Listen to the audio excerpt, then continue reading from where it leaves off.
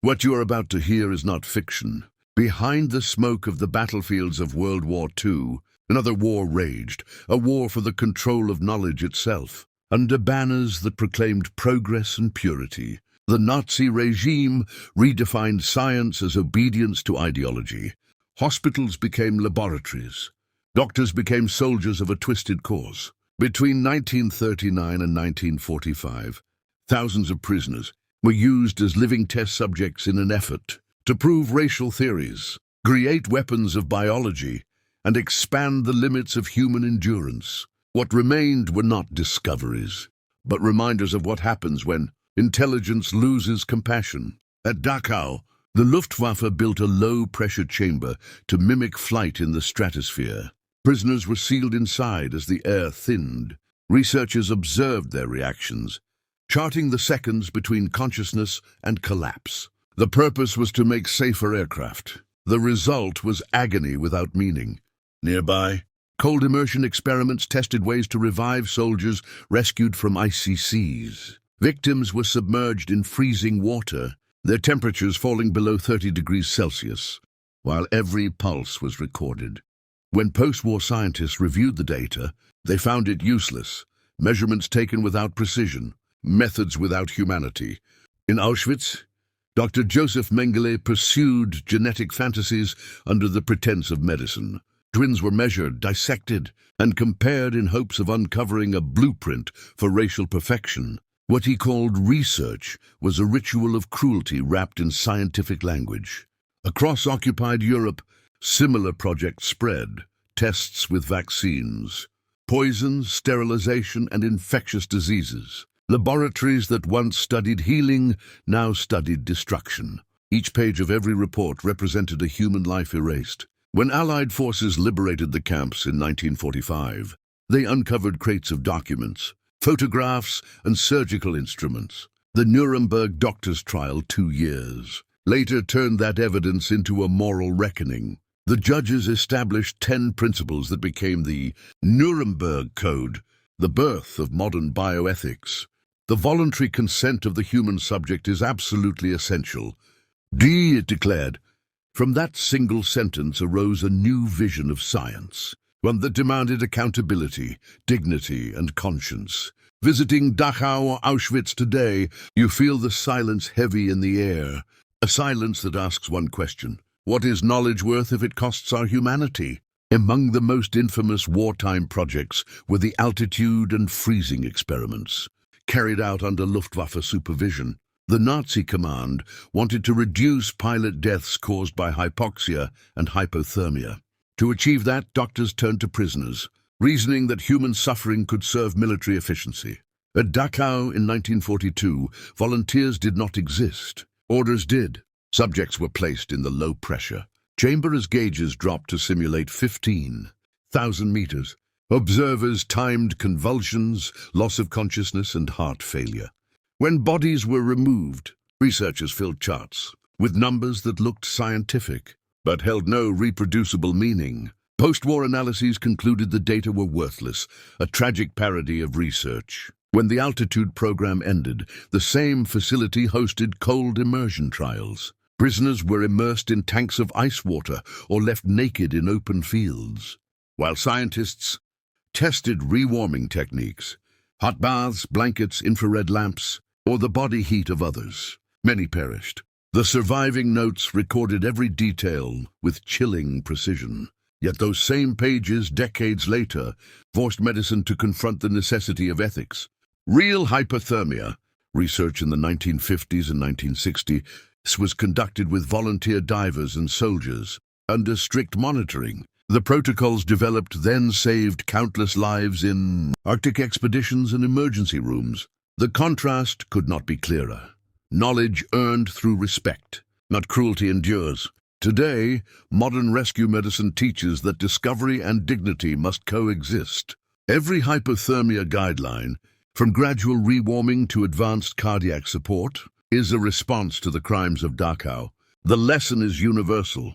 Data gathered through suffering are not facts but warnings. Science must ask not only can we, but should we The altitude and freezing experiments proved that progress achieved without morality freezes the soul of humanity itself.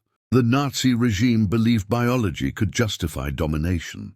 Under the slogan of racial hygiene, doctors and professors re-engineered science to support politics. They taught that heredity determined destiny and that purity ensured strength. In laboratories and lecture halls, measurements replaced morals. Anthropologists measured skulls, compared eye colors, and traced family trees to classify who was fit to live. The culmination of that obsession was Auschwitz, where Josef Mengele's twin studies became the embodiment of pseudoscience.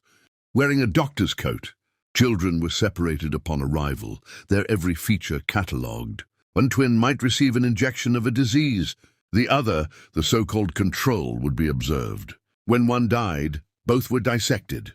The data were inconsistent, unverified and unscientific, but they satisfied an ideology desperate for proof. Similar research across Germany sought genetic links to behavior, intelligence, and loyalty.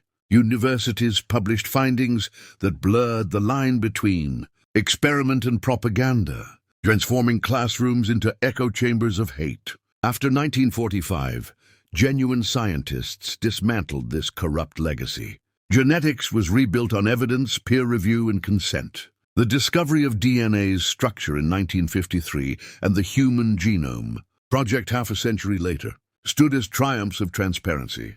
Modern bioethics demands voluntary participation, anonymized data, and respect for diversity. Where Nazi science sought uniformity, true genetics celebrates variation. The ruins of those laboratories now remind the world that intellect without empathy becomes ideology, and ideology pretending to be science becomes tyranny. Wartime medicine faced genuine challenges. Malaria, typhus, tuberculosis, and dysentery plagued both soldiers and civilians. Instead of ethical collaboration, Nazi authorities turned to coercion. At Buchenwald, Natzweiler, and Dachau, prisoners were deliberately infected with pathogens to test. Unproven vaccines and drugs. The procedures were chaotic. Dosages guessed, environments uncontrolled, results fabricated to please superiors. Many subjects died. None consented. What the perpetrators called research was exploitation masquerading as science. When Allied investigators opened these labs, they found notes scrawled on stained paper, inconsistent figures, and missing records. The world realized that data born in cruelty cannot heal. The reaction reshaped medicine. In the post-war decades, nations established clinical trial regulations, phased testing, independent oversight, and informed consent. Volunteers replaced victims. Transparency replaced secrecy. The World Health Organization and newly formed ethics boards built a framework ensuring that treatment and experimentation would never again blur. Modern vaccinology owes part of its strength to that reckoning. The rigorous safety standards behind polio, influenza, and COVID-19 vaccines trace back to lessons learned from those atrocities.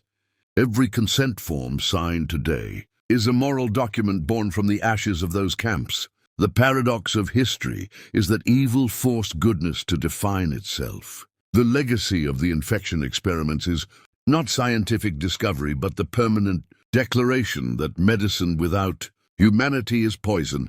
The Nuremberg doctors' trial, held from December 1946 to August 1947, was the world's first tribunal devoted to crimes of science.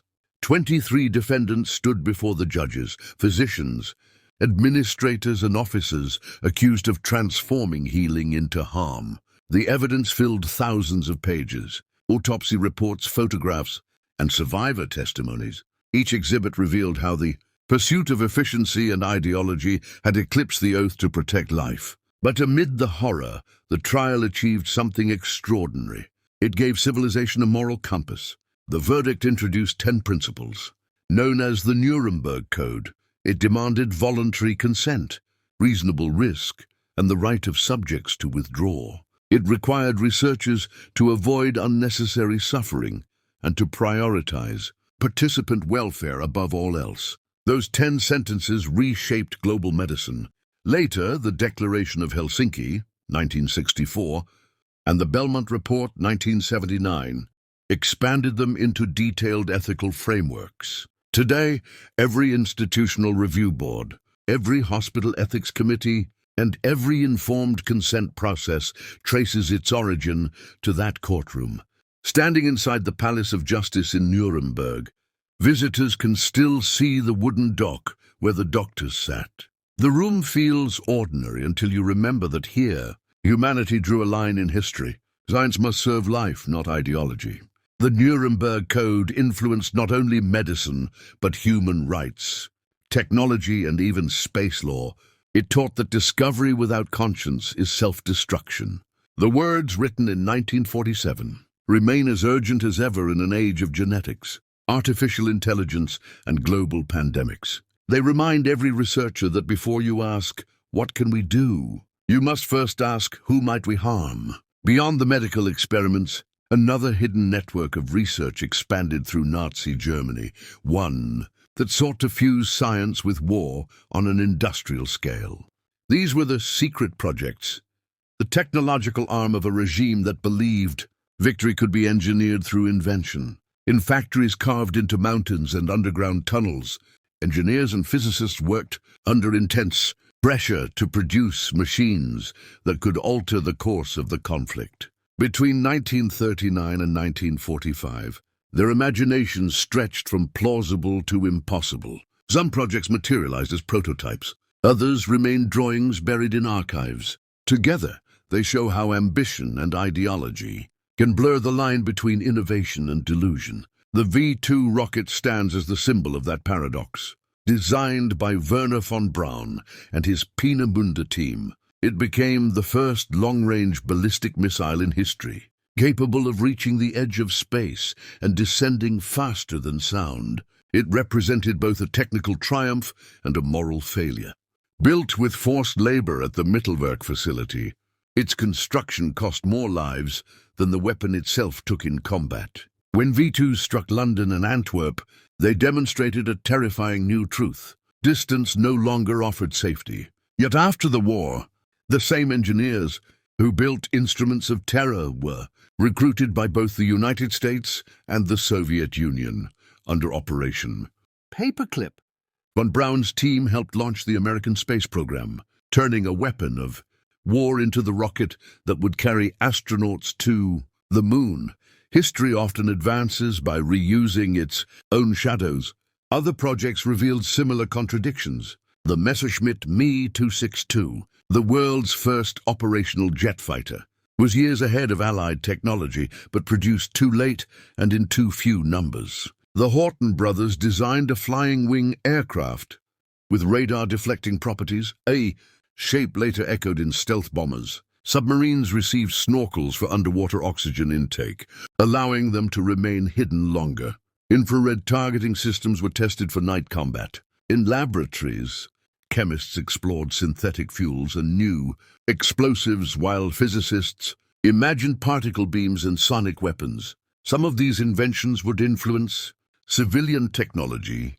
Decades later, jet travel, radar, plastics, and even the computer industry. Others belonged to myth, born from propaganda's need to promise salvation through science. The deeper lesson is not about what the Nazis built, but why they built it. Every invention was justified as a step toward national destiny, an excuse to suspend morality in pursuit of efficiency. When progress becomes a substitute for conscience, destruction follows automatically. The story of the Third Reich's secret science projects reminds us that innovation without ethics can be as dangerous as ignorance. It also shows the resilience of knowledge itself. Once freed from tyranny, the same equations that fueled war became tools of exploration and peace. The formulas did not change, only the intent of those who used them. And in that transformation, humanity recovered its balance. When the war ended, Allied forces discovered that Germany's laboratories contained decades of advanced research. Rockets, jet engines, chemical processes, and medical data were scattered across occupied territory. The victors faced a moral dilemma: punish every scientist connected to the regime, or salvage the knowledge before it disappeared, or worse, before the Soviets claimed it. The result was a secret initiative known as Operation Paperclip. Its mission was to transfer hundreds of German scientists, engineers, and technicians to the United States, granting them safe passage and new identities in exchange for their expertise. Publicly, America spoke of justice. Privately, it prepared for the Cold War. Among those recruited was Werner von Braun, the visionary behind the V2 rocket. In Germany, his weapon had targeted civilians. In America, his knowledge would propel space exploration. Under his leadership, former Peenemünde engineers designed the Redstone and Saturn rockets, culminating in the Apollo missions that carried humans to the moon. The irony is profound. The same man who built weapons of vengeance became the architect of humanity's greatest voyage. Critics still debate whether this redemption was moral or merely convenient. The truth lies somewhere in between. Science itself has no conscience. It borrows the conscience of those who guide it. The Soviet Union mirrored this operation, relocating hundreds of German experts to Moscow research centers. The result was a bipolar world fueled by competition rather than compassion. The rocket race of the 1950s, the nuclear arms buildup, and the first satellites all trace their lineage to the laboratories of Nazi Germany. Operation Paperclip became the first battle of the Cold War, a battle for minds, not territory. It revealed how quickly nations could overlook moral stains when the prize was knowledge. Today, historians view Paperclip as both pragmatic and unsettling. It demonstrates the complexity of progress, that the tools of enlightenment can emerge from the ruins of evil, but only if society insists on transparency afterward. The program also shaped how governments handle classified science and post-war intelligence, modern space agencies, biomedical programs, and even artificial intelligence research inherit a question. Born in 1945, does the pursuit of discovery absolve its origin, or must memory travel with every breakthrough? The answer depends on honesty. Technology may change the future, but only conscience decides whether that future is worth reaching. As Germany's defeat became inevitable, propaganda ministers promised salvation through technology. They called them Wunderwaffe, wonder weapons that would reverse the tide of war. Newspapers printed stories of secret aircraft, unstoppable bombs, and invisible shields. Radio broadcasts told citizens to hold faith a little longer. Victory, they said, was already in production. Some of these projects were real prototypes. The jet fighter Me-262, the V-1 flying bomb, and the V-2 rocket. Others existed only on paper, dreams of lasers, particle cannons, and anti-gravity engines. Together, they formed a mythology of technological hope amid despair. The psychology behind the Wunderwaffe campaign was deliberate. By promising miracle machines, the regime maintained loyalty even as cities collapsed. Engineers were pressured to deliver results in impossible timeframes. Factories moved underground to avoid Allied bombing. Blueprints became propaganda posters. The idea that science could rescue ideology became a national prayer. Yet no weapon could outpace reality. Materials were scarce, fuel ran out, and engineers fled or were drafted into combat. The miracle weapons became symbols of a nation that believed innovation could replace morality. Decades later, historians separated myth from fact. Some advanced ideas were genuine precursors to modern technology, stealth designs, guided missiles and jet propulsion. Others were exaggerations or fabrications. Still, the myth itself influenced culture long after the war. Films, novels, and documentaries continue to explore the fascination with secret Nazi technology, mixing truth and legend until they blur. The enduring appeal comes from humanity's obsession with forbidden knowledge, the belief that somewhere, hidden in history, lies a shortcut to power. For your audience, the real message is simpler and deeper. The Wunderwaffe story is not about machines. It's about faith misplaced in machinery. When a society invests more trust in technology than in morality, it builds weapons faster than wisdom. The Third Reich's final months proved that innovation cannot compensate for injustice. The so-called miracle weapons could destroy cities, but they could not save a nation built on cruelty. In the end, progress divorced from ethics always becomes self-destruction dressed as genius. While physicists designed rockets and engineers built jets, other branches of the regime focused inward on the human body and mind. Nazi psychologists and physicians studied fatigue, obedience, and pain tolerance, hoping to create soldiers who could fight longer and citizens who would never question orders. Amphetamines were distributed to troops under the name Pervitin, promising wakefulness without rest. The immediate result was aggression and dependence. The long-term result was collapse. These chemical experiments blurred medicine and manipulation. Even outside the camps, hospitals became testing grounds for drugs meant to control behavior rather than cure disease. Propaganda served as the psychological laboratory of the masses. Mass rallies, music, symbols, and slogans were calibrated to evoke emotional surrender. Modern researchers later studied these techniques to understand persuasion, fear, and group psychology. The irony is striking. Methods designed to enslave thought became tools to defend against manipulation. Post-war education and communication, advertising ethics, and trauma therapy all draw from these lessons. By dissecting how the regime shaped minds, psychologists built safeguards for the future. Another layer of experimentation involved endurance and injury recovery. Military medicine examined how long a soldier could fight while wounded or deprived of sleep. Some findings on fatigue were later confirmed ethically by sports medicine and occupational health, proving that ethical science can uncover the same truths without cruelty. The difference lies not in curiosity, but in consent. After the war, psychology underwent its own reckoning, adopting codes that mirrored Nuremberg's.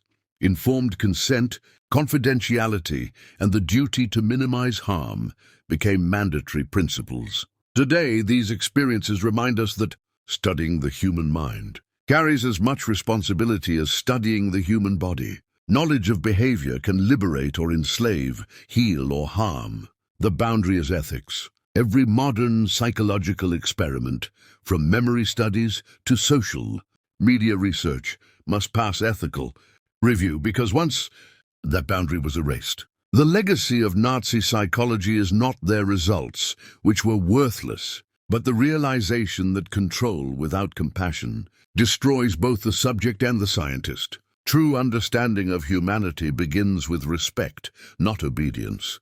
By 1945, the ruins of Germany were littered with laboratories, prototypes and documents. Allied investigators catalogued everything: aircraft designs, chemical formulas, medical archives, and experimental reports.